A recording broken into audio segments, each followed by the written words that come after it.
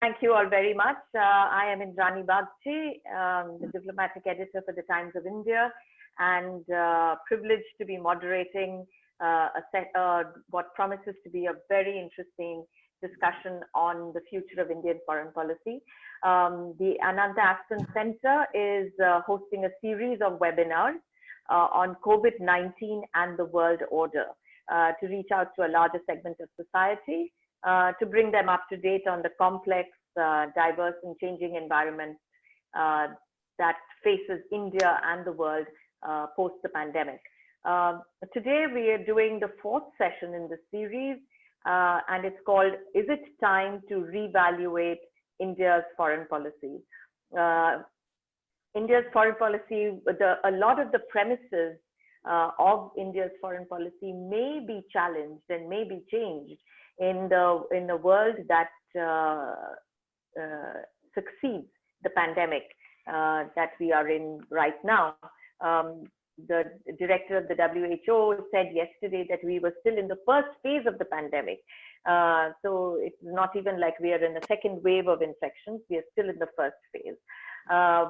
So this actually is a great time for us to look forward, look beyond maybe a few months, maybe a year, maybe a little more, to how the events that have unfolded in the last few months, the forces they have unleashed, the evaluations that we can make about policies, both domestic and foreign policy. How does the world stack up? What does world power look like in the post-pandemic is something that we would all be interested in. And to discuss all this, I'm delighted to introduce to you three eminent speakers this morning who will take us through this particular topic. Mr. TARUN is currently the chairman of the Institute of Economic Growth, the Sasakawa Leprosy Foundation, chairman advisory board of JCB India, and the most important founding trustee of the Ananta Aspen Center. Dr. NAUSHAD Forbes is the chairman of the Ananta Aspen Center and co-chairman of Forbes Marshall. The Forbes Marshall is India's leading steam engineering and control instrumentation firm. He is also an academic, having served as visiting professor at Stanford, where he developed courses on technology in newly industrializing countries. He is also chairman for Center of Technology, Innovation and Economic Research in Pune. Ambassador P.S. Raghavan is currently chairman of the National Security Advisory Board and a former ambassador of India to Russia. He advises the current government on security and strategic issues of immediate and long-term relevance. In a diplomatic career spanning over 36 years, he's been ambassador of India to Russia, Ireland, and Czech Republic, besides holding diplomatic posts in many other countries in the world. So welcome to you all, and let me just sort of take you through through today's proceedings. I would say that we will begin with opening remarks by the speakers, and this will take us to about 40 minutes. This will be followed by a Q&A session. For all of you who have joined us here this morning, thank you very much, but do keep your questions handy and send them in as soon as you can. You do not need to wait for the end of the session. Please keep the questions coming throughout the session, and we will be taking up the questions in the second half of the session. So to start off, may I invite Mr. TARUN to start the proceedings. Thank you, Indrani. I personally believe that our foreign policy is in a good place, but the COVID has many lessons for us, and a lot of relearning, a lot of reinventing, and a lot of change. So I want to focus on our relationship with China, which for me occupies central position in foreign policy today and for the foreseeable future. So I will make a few specific points. One, the re-engagement with China started in the second half of the 80s when Ambassador Ronen Sen was making secret trips to reopen dialogue and communication. And that was followed by our the then Prime Minister's visit. That was a positive development for both India and China because two neighbors need to be in communication. Fast forward now to my next point. What do we find in the relationship?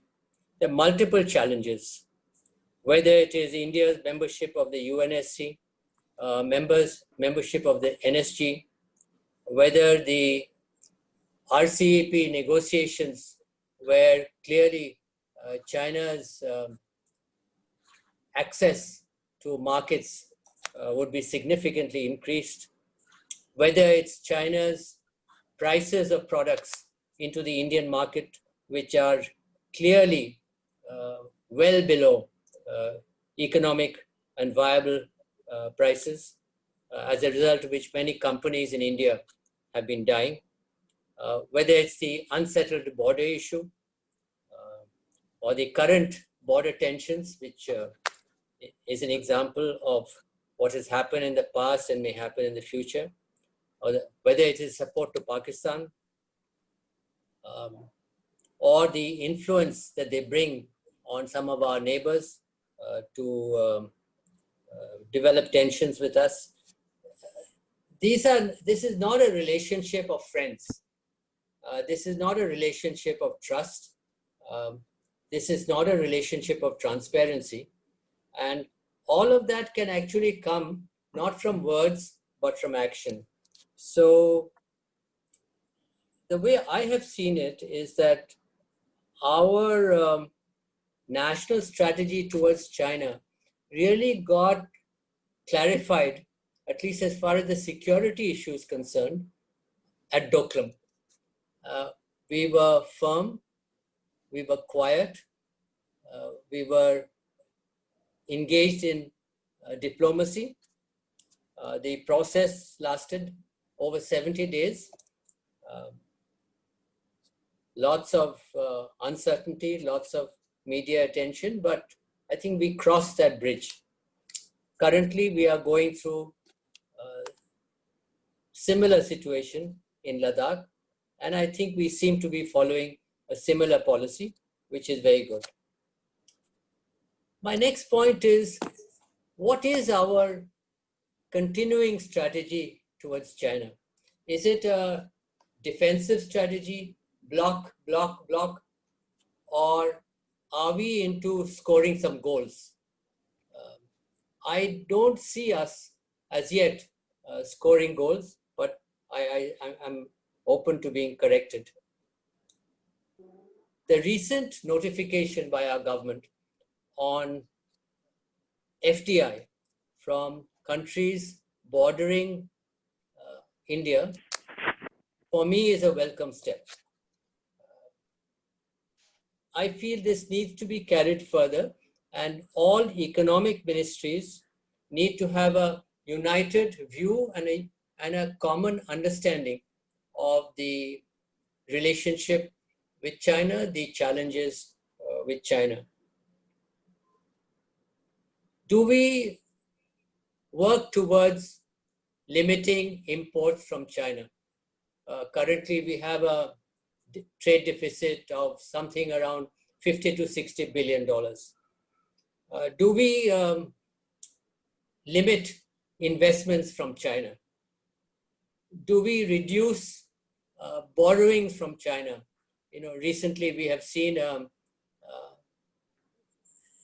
High Court in London giving a judgment of a vast amount of money to be paid by an Indian company to Chinese parties from whom borrowings had been taken and funds had been taken.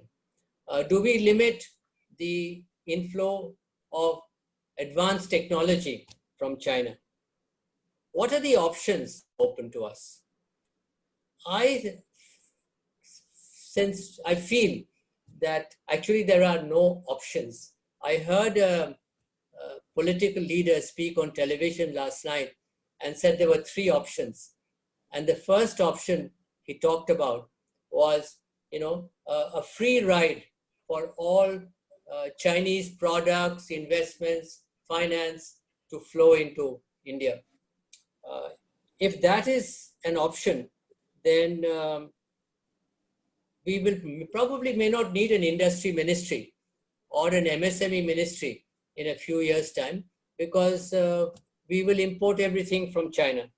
So my concern is, how do we deal with the future with China? And I feel that our very large domestic market, even with low growth, is something we should value, and we should ensure that it is not, quote unquote, taken over by any country in the world, and certainly not China, with whom we have many differences and many tensions. I'll stop now. I'll come into the conversation later.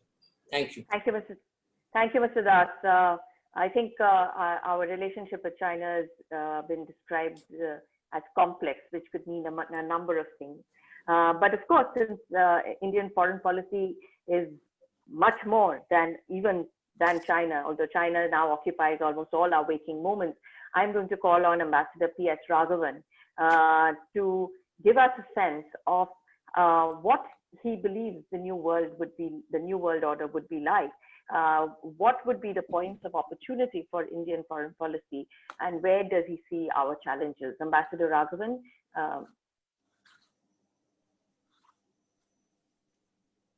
Thank you very much.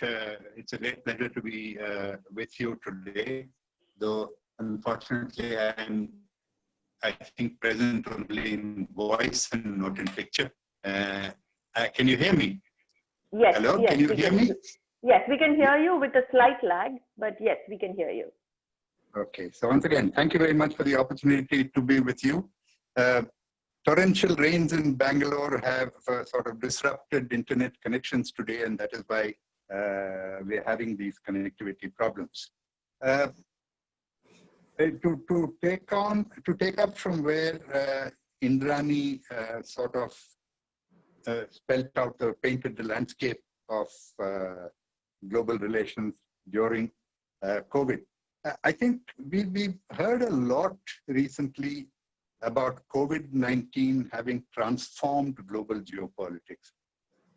I'm not sure it has transformed geopolitics. I think what it has done is to bring into sharper focus the geopolitical flux that has, I think, been with us over the last decade or so, but which, various political preoccupations and economic dynamics has obscured its full significance from being recognized by governments.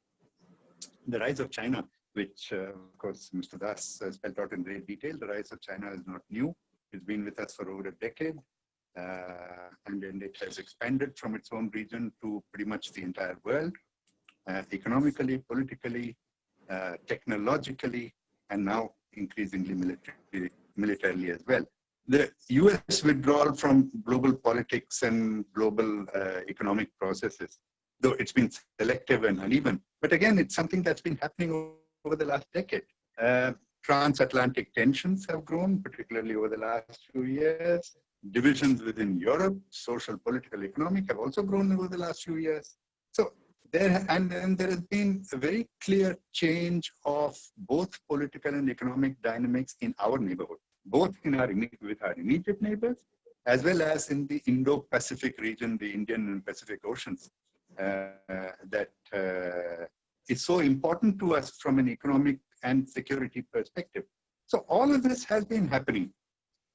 Now, the second point I want to make is also about, everyone talks about post-COVID. Indrani again did mention that, while we We can look at post-COVID. We do not know when that post-COVID will actually come. We are in the middle of COVID now, and even the American and the European economies which are opening up are doing so with great trepidation because they still have cases and deaths, and we have still not reached our peak. So actually how the world will be shaped after COVID depends on when COVID ends. That's a very important consideration. And okay, and also flowing from the first and second points, I think will be, we have to see how lasting is the impact of the experiences and the realizations that COVID has brought on us. I'm saying this because public memory is notoriously short. Economic considerations very often score over strategic considerations. You know, if you're in a democratic country, economics can win you or lose you elections. And it's only if you win elections that you can pursue a strategic policy that you have, which will give results in about 5 years' time. So how effectively countries pursue their strategic interests in the face of economic imperatives of tomorrow morning will determine actually how much of today's COVID lessons are actually followed up on. So coming to Indian foreign policy, I think, again, I agree with Mr. Das, Indian foreign policy is in a very good place today. We have actually, to quote External Affairs Minister Jaishankar, I think a few months ago now, we are shedding the dogmas of the past. We are seeing how we can position ourselves as an emerging great power in the world polity in such a way that we can fully exercise or utilize the various levers that we have. And we've shed, you know, people keep talking about non-alignment. Non-alignment is dead. Non-alignment died with the end of the Cold War as a concept. The non-aligned movement may be there for different reasons that we can come to later. But essentially, our foreign policy has concentrated on strengthening strategic convergences on issues, which means basically that we go with different countries for on areas where our interests converge, which means also, you know, again, people talk about multilateralism. One of the things that COVID showed us, again, it showed us something that has been happening over a period of time, is that various multilateral institutions have degraded in value and in functioning. Look, the United Nations Security Council could not come together to even issue some kind of a statement on COVID. It can do very little these days because there is a split, 3-2 split in the Security Council. The General Assembly hasn't done much either. And then if you look at what did the G7 do, it couldn't issue a statement on COVID. The G20 issued a statement, but we haven't gone very far in that. So we need to see how, where we can use multilateralism, but where we cannot use multilateralism, and this is something that Indian foreign policy has been doing. We use something which came out of the Geneva WTO negotiation. Went on mute. Mr. Raghavan, I think you should turn off the mute button. No, it muted itself. Yeah. Yes, you can see me now? You can hear me now? Yes, we can hear you. Yes. Yeah, okay. So essentially what we need to do is we need to see how we can use plurilateral engagements in order to further our interests. We've been doing that, and that is what is the Quad, for example, which we do with the Indo-Pacific. We do this with BIMSTEC. We have dialogues with Russia and China in the RIC format. We have BRICS. So we need to be intelligently and innovatively using these multilateral, plurilateral networks in order to further our interests. And then, again, post-COVID, what is of critical importance to us is how these various great power equations pan out. And in that, I would talk about these 3 triangles, which I think are very important. The shape of those triangles will determine our room for maneuver. You look at the India-US-China triangle. What happens in US-China relations impacts very much on our room for maneuver in the Indo-Pacific, our room for maneuver in various other international issues. Similarly, the US, Russia, China equation, which today is driving Russia and China into a conflict which is not in our interest. Arising out of that, of course, following from these is the interlinked India-Russia-US triangle. Again, we have to see how we maintain our room for maneuver, our strategic autonomy, if you like. Many people don't like the expression strategic autonomy because it smacks too much of non-alignment. But anyway, we need to be using these with greater nimbleness, let us say. And then lastly, I think the lessons of COVID, which we should really internalize and act on, is materials and mineral security. How COVID has shown us that supply chain disruptions can really upset economies, disrupt economies. And if you have to be a robust economy, you have to make sure that the minerals and materials which are crucial for the economy are guaranteed, safeguarded, which means self-reliance to a large extent, not in the sense again of the Cold War non-alignment, but of building domestic capacity. And there, coming back to Mr. Das's point, for example, our extreme dependence on China for APIs, pharmaceutical ingredients, on lithium, for example, for your electrical cars. We need to see how we can reduce our dependence, diversify our sources of supply, and in this also comes self-reliance in the defense industry, about which, for which important initiatives have been announced. We need them to be fleshed out, and we need to get over the shame of India being the world's largest or second largest arms importer. You cannot be a great power if you do not have a robust defense industry, which depends on yourself to a large extent. So all these we need to look at. They're all domestic policy is as much part of foreign policy as well. And finally, domestic economic reforms that the Prime Minister mentioned in his speech, which we're waiting to hear the full outlines of that. We need to make sure that we engage in a stronger way with the global economy. Again, without a robust economic engagement, you cannot be a great power only on political and strategic, on the political and strategic plane. And one very last point in this I would like to say, because on economic matters, I think the other two panelists will speak with far greater authority. We need to relook at the bilateral investment treaties that we have with countries. We have now, as a kind of a reaction to the cases that we had in the 2011, 12, 10 and 11, we have drafted a bilateral investment treaty template, which is totally unfriendly to investors. We need to see how we can correct that so that we can invite investment on a broader scale into India. I'll stop here. Thank you. Thank you, Ambassador Raghavan. As you correctly said, multilateralism and our engagement with the rest of the world would depend enormously on our engagement with ourselves, especially how we can pull our economy out of the suds that we are in right now. To take us through what this might mean on the ground, may I invite Mr. Forbes to talk about how economics, how the reforms that have been unveiled, and how would that work, and what are the other steps that you think we should be taking? Sure, thank you.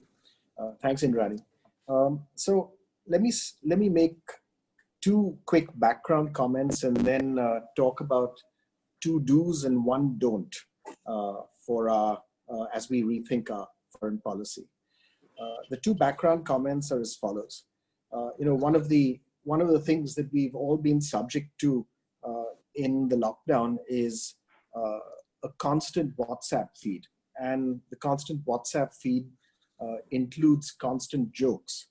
And one of the more amusing ones was a WhatsApp joke about the Prime Minister saying, Prime Minister completes 100 days in India for the first time since he's been in office. And I saw that actually as a very positive statement, because it says to me that as a country, we have ambitions to be active and externally engaged, that this active and external engagement has been led from the front by the Prime Minister through visits, as we've seen over these last 6 years, all around the world, to countries that we have very friendly relations with and to countries that we have less friendly relations with. And I think that is only positive and only something that we should cheer on. The second background comment is the opportunity that we see just now. And I agree with Tarun very much that we're in our foreign policy is in a good place in that sense just now.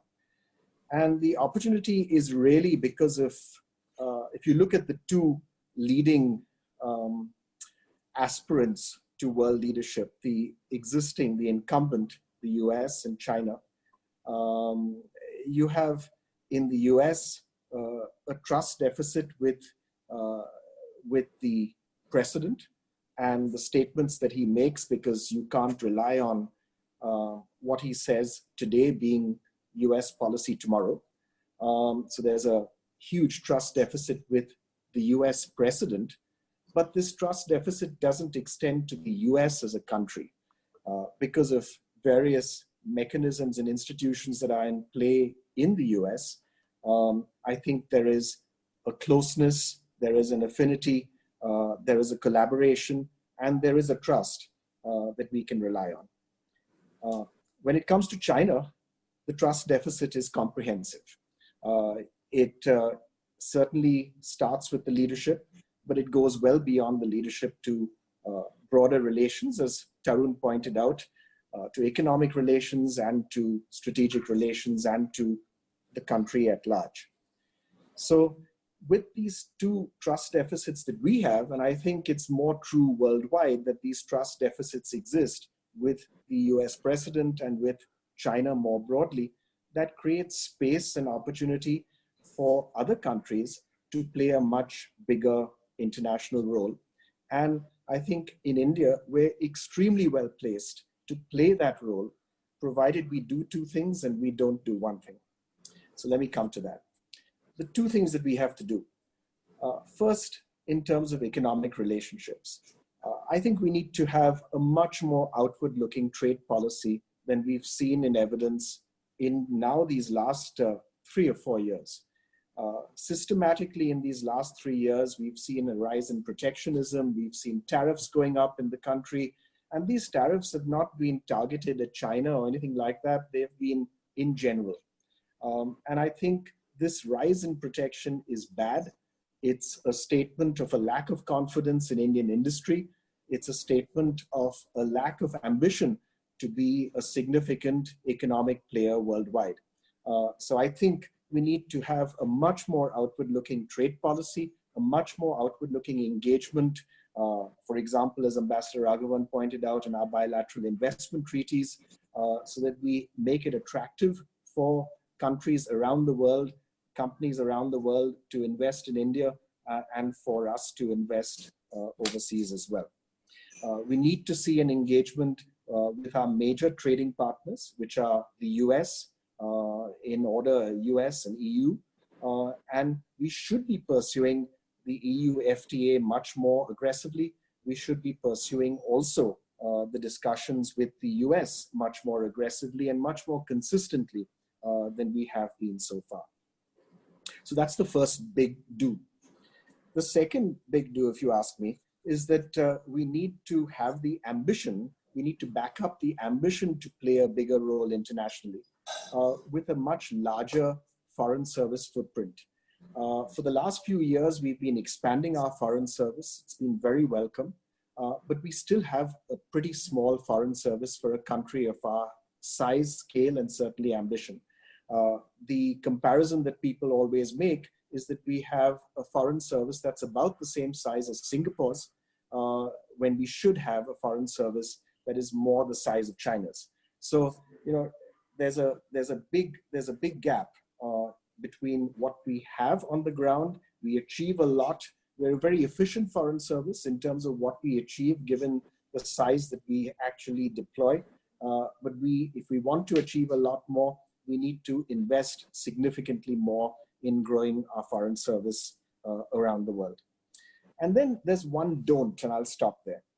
The don't is that, our greatest strength as a country is our soft power. Our greatest strength is that we are seen as a country that's benign, a country that's welcome all around the world. And this comes from our democracy. This comes from a sense that we are a country that's diverse, that can handle things in a tolerant way, that is multi-community oriented, that is a country that if you want a country to work with, India's a friendly, good country to work with.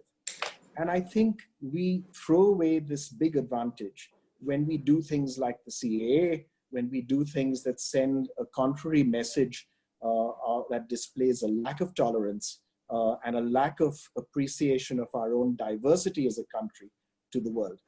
The net effect of that was that in, say, December, January, February, much of our foreign service around the world was concerned with defending India against attacks that were coming from various people who were disturbed by things like the CAA in the country. That, I think, is very unfortunate. It's an own goal in a way, and it's the kind of thing that we should directly avoid. Because I think our soft power is truly an asset and something that we can use very valuably, provided we don't have these diversions. So 2 do's and 1 don't. That's the don't. The 2 do's are have a much more aggressive, outward-looking trade policy and stance. And second, to build out our bandwidth in the foreign service such that we can deploy it much more effectively. Thank you, Mr. Forbes. If I may respond to your second do, having reported on this for many years, there is across governments and across political ideologies, there is immense resistance to expanding the foreign service from what they are currently. So I will leave it at that. But to go back to your point about trade policy, and I think you're absolutely right. We removed we cancelled all our investment treaties without having something in its place, and what we did have in its place, like the model BIT text, was just not acceptable to anybody. If I may now ask Mr. Das, when you talked about restricting our market or creating or giving our market a value where China is concerned, we have also taken steps to restrict investments both in tech sectors and other critical sectors from China. The point is, especially in the tech sector, there are startups in India that function because there is Chinese funding or because there is money available to finance these startups. How should we propose to replace easy Chinese money for startups that may fail, that may go down, and would become impossible for the risk-averse lending systems in this country to lend to? So how would we do that? Indrani, it's a good question. Indrani, the venture capital business in India is growing. Startup money funding is growing. So Chinese money, Chinese products, Chinese services will always be cheaper. So because they're not giving it on commercial terms. The state is behind them. The state bank owned by the government is behind them. So we have to be conscious of this. So my whole thesis, I didn't mention these startups, but my whole thesis is if you're going to go the cheap route, then you're selling out the country. So you have to also deal with the startups, the products and all that. By the way, we have to learn from the Chinese. The non-tariff barriers not only tariff barriers, but the non-tariff barriers that the Chinese have on Indian exports of IT, of Indian exports of pharma and other products is one way to go. So if you want to go the cheap route, then you're going to go more and more into the Chinese arms. NAUSHAD wrote an article recently, a very nice article called the Stanford Prison. Let me be a little provocative. I don't want to be in a Chinese prison. I want to be free. Thank you, Mr. Das. Mr. Raghavan, if you could elaborate a little more on the kind of multilateral world that we might see. You talked about sort of coalitions of the willing in terms of plurilateral arrangements, in terms of both not only in the UN, but in trilaterals and quadrilaterals, etc. The point is not that we don't have these plurilaterals. I think the question is, how are these institutions going to make decisions that affect a large number of countries? How do they replace something, say, like the UN? I'm afraid I lost you for part of the way. No, I only said, yeah, go ahead. Go ahead. But I got most of what you asked. Yeah. Well, eventually multilateralism or plurilateralism does not operate in a vacuum. It also depends on the equations between the countries which are involved in these multilateral and plurilateral engagements. So how effective they are depends on how we can also simultaneously play the bilateral relationships. Now, if you were to take one example of the Quad, for example, the Quad is a dialogue which is variously called a security dialogue or a dialogue on promoting economic and security interests in the Indo-Pacific. Now, if that dialogue has to achieve the purposes that its member countries want of it, it has to inspire confidence in countries of that region about its effectiveness and about it being able to achieve what it seeks to achieve. So if you come down to that, what it means is that in the Indo-Pacific region, the ASEAN countries, the other countries like South Korea and Australia and New Zealand, I'm sorry, have to sort of have faith that this is an arrangement that can take forward its objective of trying to promote. I think, Mr. Raghavan, I think we're losing your voice. While the connectivity gets better at your end, may I move to Mr. Forbes? And could you unpack for us how we would reconcile the economic nationalism that is clearly evident in the recent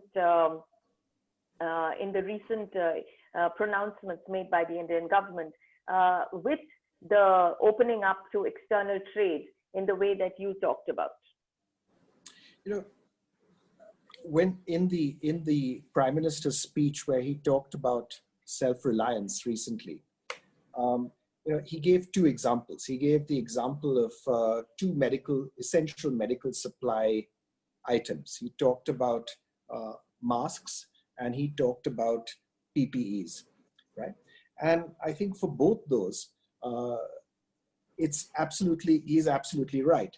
We should have, for essential items, a domestic supply chain that gives us resilience, that gives us the ability to meet demand spikes and so on very urgently to meet the health emergencies that we have. So I agree with the two examples completely.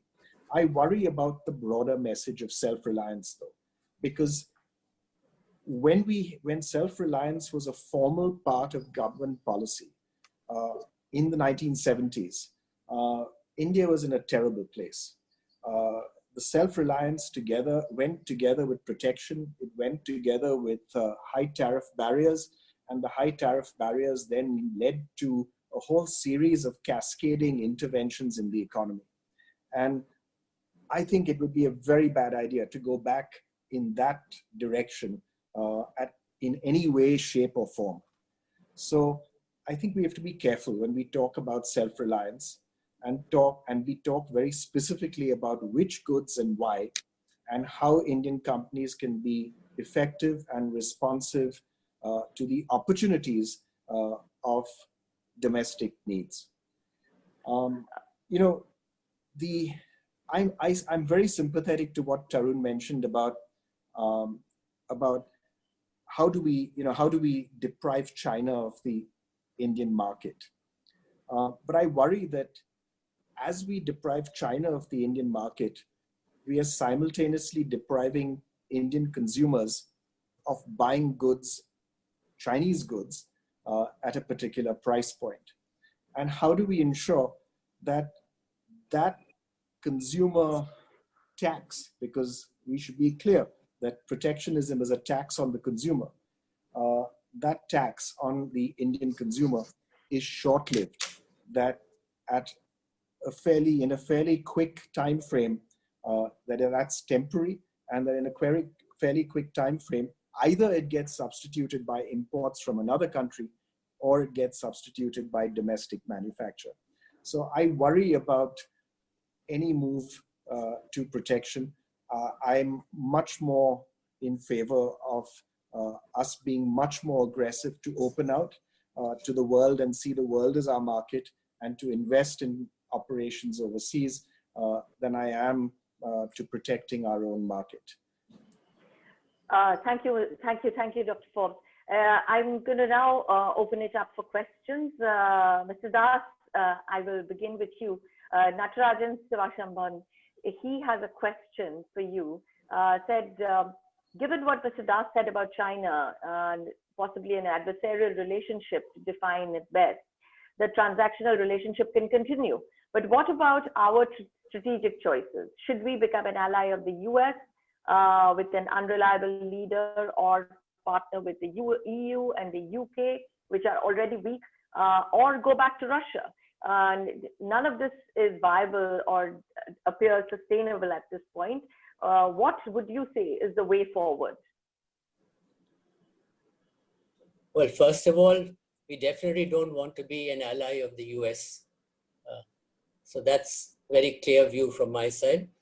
I think why did I say that India's foreign policy is in a good place? And I think all three of us have generally agreed with that, is because we are collaborating on issues with different countries and different regions. And that process must continue. We continue to work with Russia, we continue to work with the EU, we continue to work with the US, and whatever. What I would like to see, let me be a little more aggressive and say, let's take Africa, for example. We are involved in Africa. The Export-Import Bank of India is one of our lead financial institutions working in Africa, supporting Indian participation in Africa. I would multiply the resources and the size of the Exim Bank of India by 10, because we are facing China there on the ground. So this would be one specific thing I would think of to make sure that we are not marginalized in Africa, because it is a continent which will come in the future. It has huge opportunities for us. There's a huge synergy and connect. So just an example. So we continue to work with everybody. We'll not be an ally of anybody, but we need to be more aggressive. And I just want to add one more point, Indrani, adding to what NAUSHAD said. We have amazing entrepreneurship capability. We have no need to be afraid of anybody. We can take on the world.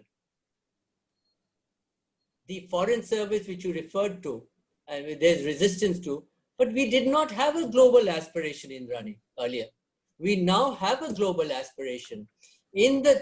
As you were speaking, in the 2,190 days that the Prime Minister and this government has been in office, and the thing is that he's not been out for 100 days, I think that's fine. He was out because there's a new global aspiration. So if we have a new global aspiration, we've got to have a new global delivery system.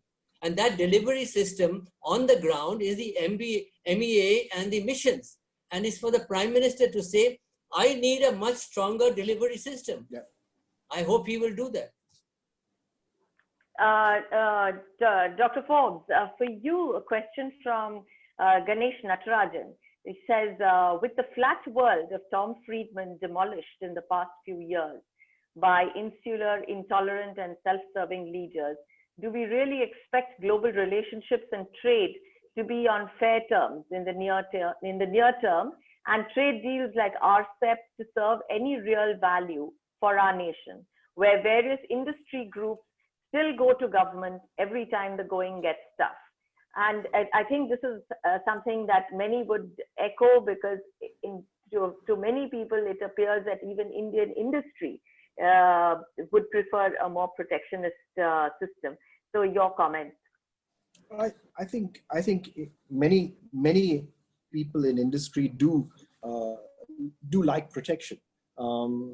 It's easier to operate as an incumbent in a protected market. But the same was true in 1991. And in 1991, when the economy opened up, industry was not, strongly in favor. There were industrialists who were in favor. And on our panel, we have the person who did more to actually open things up for the country than anyone else in TARUN. And TARUN had that confidence and faith in Indian industry's ability to compete, which I think in many respects, Indian industry didn't have for itself. And as we opened up, Indian industry only thrived. And I think the same thing can happen now. I think we have the capabilities to deal with the international world very effectively. We have mechanisms in place for anti-dumping, and maybe we should use our anti-dumping policies almost purely targeted at China and imports from China.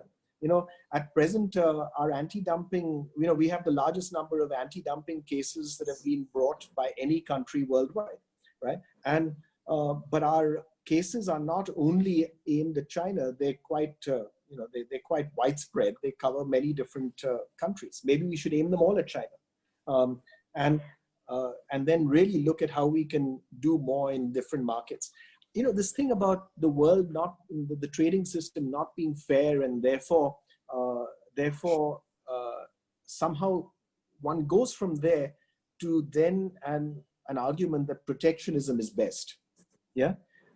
Somehow we think that if we reduce tariff barriers, we're doing the world a favor.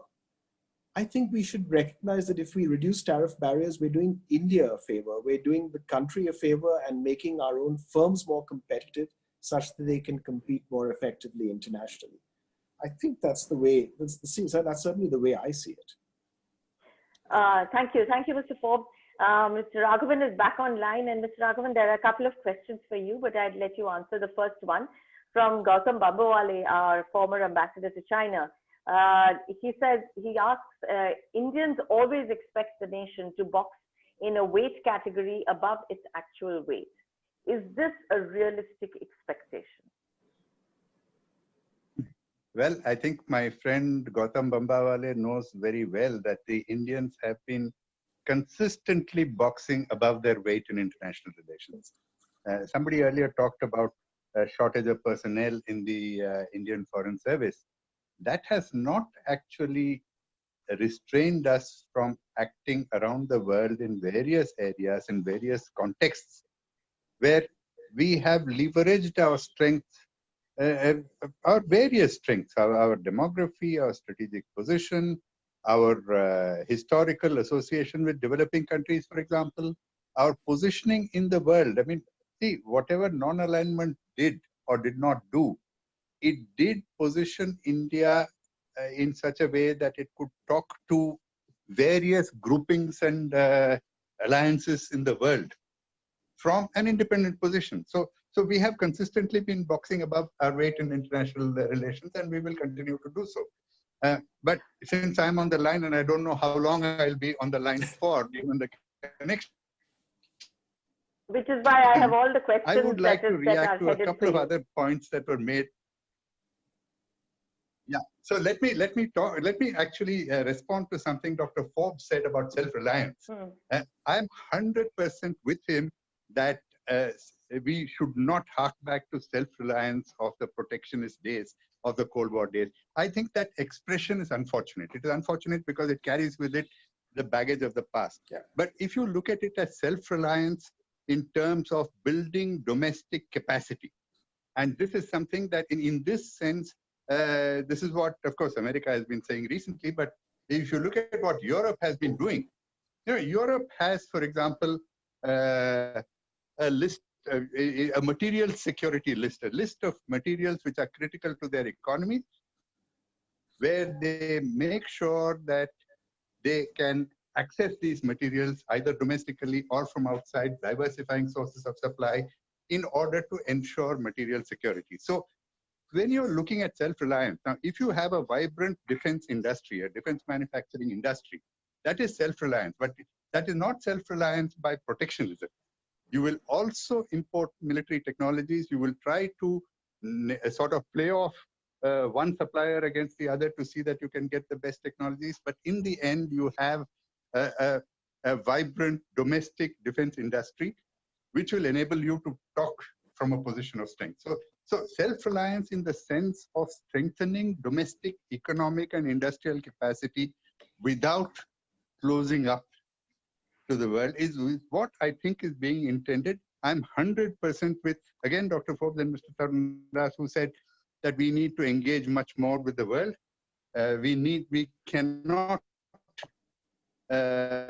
keep hiding from the realities of the global marketplace. We need to engage in it, and every trade deal give, you're not going to get a take. And that's something that the Indian negotiating system has to accept. Now, the other point I want to ask, take on is the alliance bit. Look, we talked about, should you have an alliance? Now, again, alliance is a Cold War expression, and it's a Cold War concept. A Cold War had these alliances which were built on two essential requirements. One is ideology. That is what actually cemented the countries of the together, and the whole concept of the alliance. Cold War is over. The concept of an alliance cannot exist. There is no uniformly accepted existential threat. There is no ideological cement which holds countries together. And that is why you have to, in a post-Cold War world, partnerships rather than alliances, strategic partnerships which meet certain requirements. So as in fact the American Council on Foreign Relations a few years ago, when talking about the Indo-US relationship, they said that, you know, you should look on the Indo-US partnership as a joint venture rather than an alliance. A joint venture where the two partners get what they can get out of it, and they're free to go their own ways on other areas. And I think all our international relationships should be on the joint venture model rather than the alliance model, where you are and go with others in other areas, provided only that you do not impinge on the core interests of your joint venture partner. Well, thank you. Mr. Raghavan, there are a couple of more questions for you, so just hang in there. From Pradeep Mehta of Cuts International, we have a question for you. Why can't we engage? This is, I think, a response to Mr. Forbes' point about the IFS. Why can't we engage IFS retirees until the age of 65 as ambassadors? A second question to you from Sophie Gautier, which says that by definition, countries engage in multilateralism on the basis of their national interest and national sovereignty. Why systematically making reference to national interest when mentioning India's interest in multilateralism?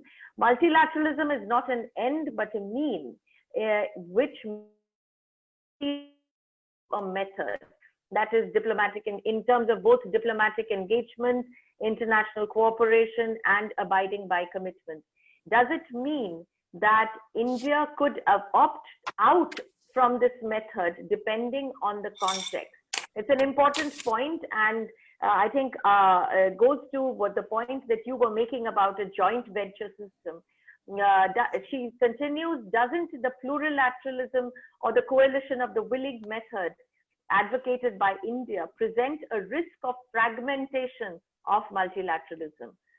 So would you like to take that on, Ambassador Raghavan?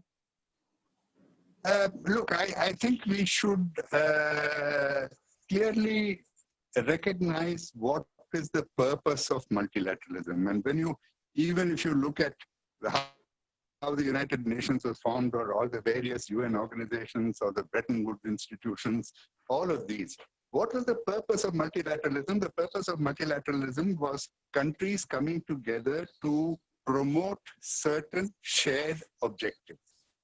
And not all countries will share all objectives, quite obviously. And secondly, you know, a country enters a plurilateral setup or a multilateral organization in order to achieve what its national interests dictate, but what it perhaps cannot achieve on its own or bilaterally. So multilateralism is an extension of your goals, the pursuit of your goals, which cannot be pursued unilaterally or bilaterally. So if you look at it that way, national interest has to be a very strong driving force in multilateralism. At the same time, you do understand that multilateralism automatically involves surrendering some of your interests in order to secure other interests, because you have to find the highest common factor to achieve it. And then even you make a judgment. You make a judgment that in your national interest, you would rather achieve these objectives by remaining within this multilateral organization, sacrificing certain other things which you may hold dear as well. Thank you, Mr. Raghavan. Mr. Das, there's a question for you from Rajiv Kaul, the former president of CII. He asks, is it possible for India to have economic or military leverage over China? If yes, then how? No, we are far away from that. We're far away. They're much too large. They're several times the size of our economy. Their military capability is huge. So whatever we do has to be carefully thought out. Let me just add 2 points here, because I've kind of said much about China. Some years ago, the then Indian ambassador in Beijing arranged for me to fly to Beijing to start a new Track 2 dialogue on behalf of Ananta Aspen Center with the Party School of China, which for 11 years was headed by President Xi Jinping. And this organization was selected because if we can engage with them, maybe we can help to improve the bilateral relationship. So we started that dialogue. Ambassador Naresh Chandra was the chair on our side, later on Ambassador Lamba. We got nowhere over several years. And we have, as you know personally, we have had completely different results and success with other countries. That's one. The second, what's the ideal situation? The ideal situation is China and India are friends. There is transparency. The transparency leads to trust. Trust is based not on words, but on action. And the two major countries of Asia can actually have a free trade agreement, which is fair to both. Can we think of that now? No, because there is zero trust deficit. That's the problem. Dr. Forbes, for you, the question from Uday Mehta, and I will make this the last question before I give 1 minute closing remarks to each of our panelists. How do you, from Uday Mehta of Cuts International, how do you enhance domestic capacity with challenges of not only doing but running businesses in India, which include high regulatory costs, policy uncertainties, labor migration, etc.? How do you do that? So two comments. First, a comment on the policy side, and then a comment on the firm side. Okay? On the policy side, one of the ways in which you actually use a lack of protection, you use free trade to drive policy reform. So if there are particular regulatory issues which lead to added cost for Indian firms operating in India, you use the threat of foreign competition as a way of addressing those regulatory issues. This is not unique. Countries around the world have done this as a way of actually driving reforms by using external competition as a way of driving reforms so that domestic firms can compete effectively. So I think it's not one or the other. In fact, I think you can use free trade as a very effective tool of driving domestic policy reform. Yeah, and there's a list of things that one could usefully address in that way around new labor contracts. There's things that one can address around power costs and infrastructure costs. There are things that one can address around logistics and the transport of goods around the country. The second thing is what firms need to do themselves. So as I mentioned, I'm a big skeptic when it comes to a national stance of self-reliance. But I'm a much greater believer of self-reliance at the individual firm level. What form does self-reliance take at the individual firm level? It takes the form of investing in technology and investing in proprietary capabilities that one develops for the firm. And those capabilities that one invests in may not be useful, may not be productive in the short run. They may not be productive in the first 6 months, 1 year, even 2 years. But if you keep at them and you keep investing in technology and the ability to develop new products and compete with firms worldwide with those new products you're developing, at some point in time, a flow begins and you start getting a pipeline of products coming out, which you can take overseas and compete with the best anywhere. So I believe in that form of self-reliance which firms choose to do for themselves, where they invest in their own capabilities and their own technology. But use international competition as a way of driving policy reform and as a way of driving regulatory changes that make it possible for firms to compete from the country. Thank you, Dr. Forbes. I'm going to now ask for closing remarks. One short, crisp point to address by each of our panelists. Ambassador Raghavan, may I begin with you? If you could talk about, if you have anything else to say, but if you could just address one point that people have asked several times in today's session, which is how do we restructure the UN, or does it need to be, can it be restructured? This is, of course, given with the backdrop of India's persistent demand to be a member of the UN permanent, be a permanent UN member. So Ambassador Raghavan, and then Mr. Forbes and Mr. Dark. I'm afraid if you look at the UN as it is presently functioning, it has fallen victim to very sharp divisions between the P5 countries who effectively run the UN Security Council today. if you have to restructure it, forget about restructuring it, even if you have to make its organizations function in a cooperative manner, I think you need to repair relations between the P5 in such a way that they would enable it to happen.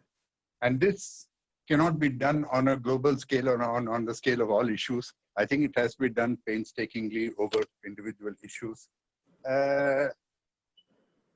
It's a very big task. I think one opportunity India will have in participating more effectively in decisions of the UN would be when it enters the UN Security Council early next year. For the next 2 years, India is going to be a member of the UN Security Council, of course, non-permanent member, but it has the opportunity of both observing at close quarters the dynamics of relations between the members of the Security Council, but also to influence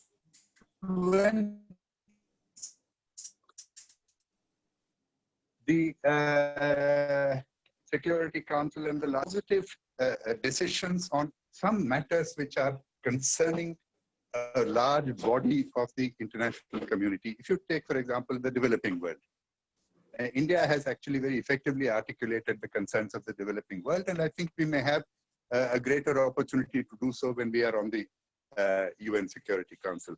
Again, India will take over the chair of the G20 in the foreseeable future when these activities. 2022. Well, yes, but it depends on when the sequence actually resumes. Anyway, but the point is that these are opportunities India can use in its multilateral activism to make it to make a contribution to multilateralism. But I think I really don't have too much by way of a concluding comment to make. Essentially, if you accept that the foreign policy, the task of a foreign policy is to provide the what you might call the external facilitating conditions for our domestic ambitions. We are domestic back of COVID and to put our path put us to make the 21st century India's century, as I said recently. Well, I think we need to, our foreign policy has to be nimble in re-evaluating, that's the word in the title of this event today, to calibrate and to adjust to the changes in alignment of forces that might take place as a result of COVID, to see how we can best promote our national objectives. Thank you. Mr. Forbes? Thank you. Quick.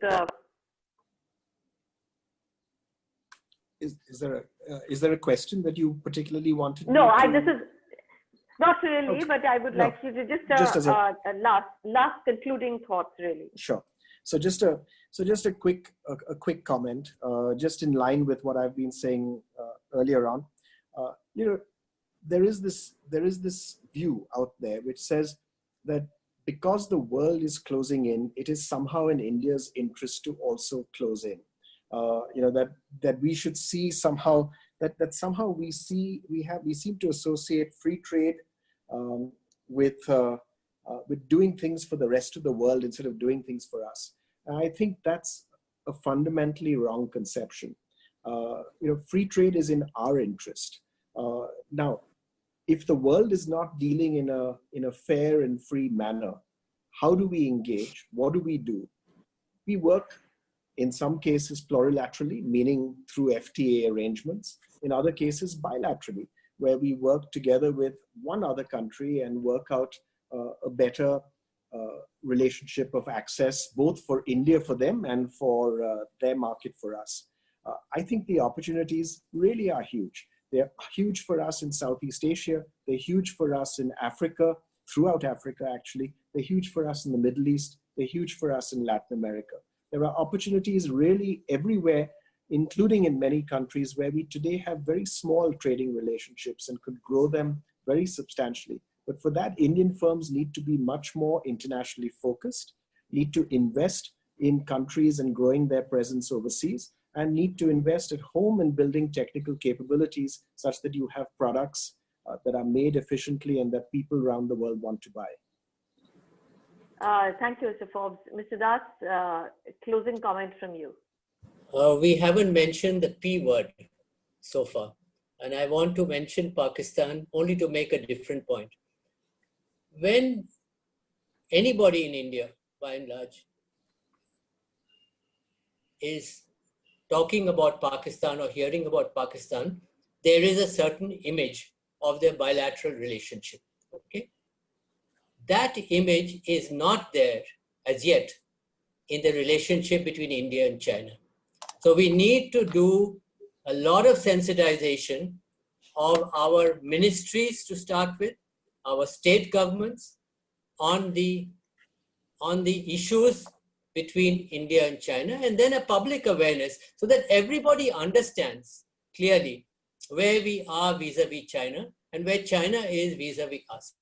This is an important issue going forward to manage our foreign policy well and to reinforce those who are dealing with China day to day. Thank you, Indrani. Thank you, Mr. Das. Thank you, Mr. Forbes, and thank you, Ambassador Raghavan, for a wonderful debate. I think we can all agree that the world that we will be confronting post-pandemic is not something that we know. We imagine that we would have to change a lot of the things that we are doing today, but as Ambassador Raghavan reminded us, maybe a lot of it will not change. And as Mr. Das pointed out, and we see that happening on our borders today, the relationship with China is more multifaceted and more complex than we actually imagine it to be. I think it is important for all of us to be careful about how we calibrate both domestic and foreign policies. As Dr. Forbes said, there is really no substitute for India as being more aggressively engaged with the world, because closing in on ourselves is frankly no longer an option. And on that note, thank you all very much for being a great audience. Thank you for all the questions, and I'm sorry I couldn't put up all of them to be answered, and I hope you will keep coming back. Thank you all and have a great day. Thanks. Thank you, Indrani. Thank you. Thank you. Bye. Thank you. Bye.